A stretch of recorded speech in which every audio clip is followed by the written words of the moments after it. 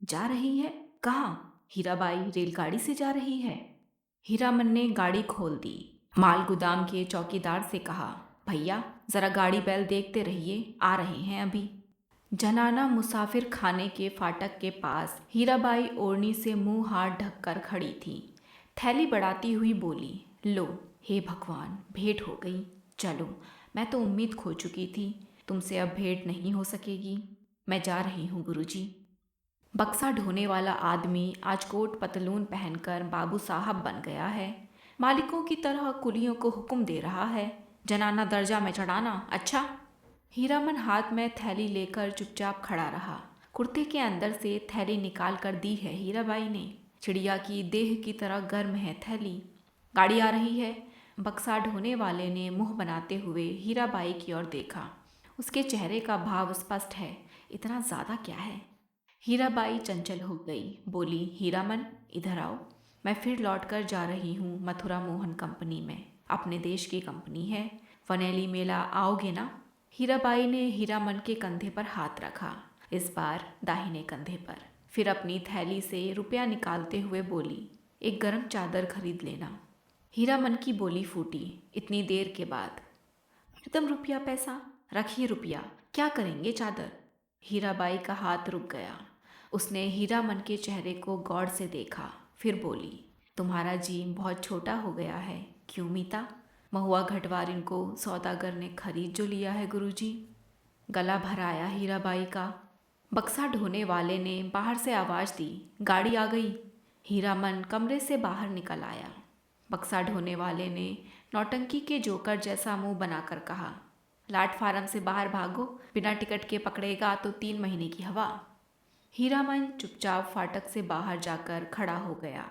टीसन की बात, रेलवे का राज, नहीं तो इस बक्सा ढोने वाले का मुंह सीधा कर देता हीरामन।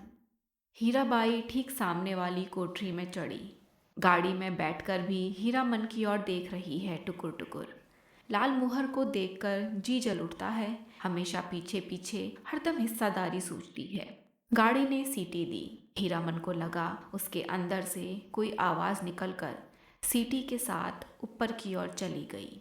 गाड़ी हिली। हीरामन ने अपने दाहिने पैर के अंगूठे को बाएं पैर की एड़ी से कुचल लिया। कलेजे की धड़कन ठीक हो गई। हीराबाई हाथ की बैंगनी साफी से चेहरा पोंछती है, साफी हिलाकर इशारा करती है, अब जाओ। आखिर डिब्बा गुजरा, प्लेटफॉर्म खाली, सब खाली, खोखले मालगाड़ी के डिब्बे, दुनिया ही खाली हो गई मानो। हीरामन अपनी गाड़ी के पास लौट आया।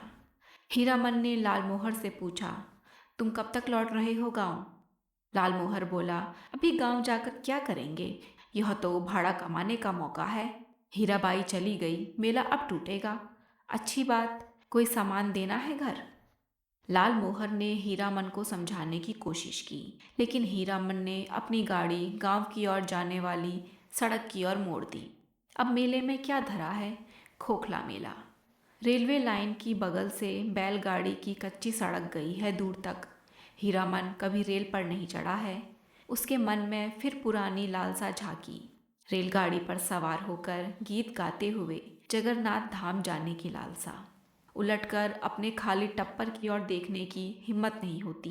पीठ में आज भी गुदगुदी लगती है। आज भी रह रहकर चंपा का फूल खिल उठता है उसकी गाड़ी में। एक गीत की टूटी कड़ी पर नगाड़े का ताल कट जाता है बार बार। उसने उलटकर देखा, बोरे भी नहीं, बांस भी नहीं, बाग भी नहीं, परी, देवी, मीता, हीरा देवी, महुआ घटवारिन, कोई नहीं। मरे हुए मुहूर्तों की गूंगी आवाज़ें मुखर होना चाहती हैं। हीरामन के होठ हिल रहे हैं, शायद वह तीसरी कसम खा रहा है, कंपनी की औरत की लदनी। हीरामन ने हठात अपने दोनों बैलों को झिड़की दी। दुआली से मारते हुए बोला, रेलवे लाइन की ओर उलट उलट कर क्या देखते हो? दोनों बैलों ने कदम खोलकर चाल पकड़ी।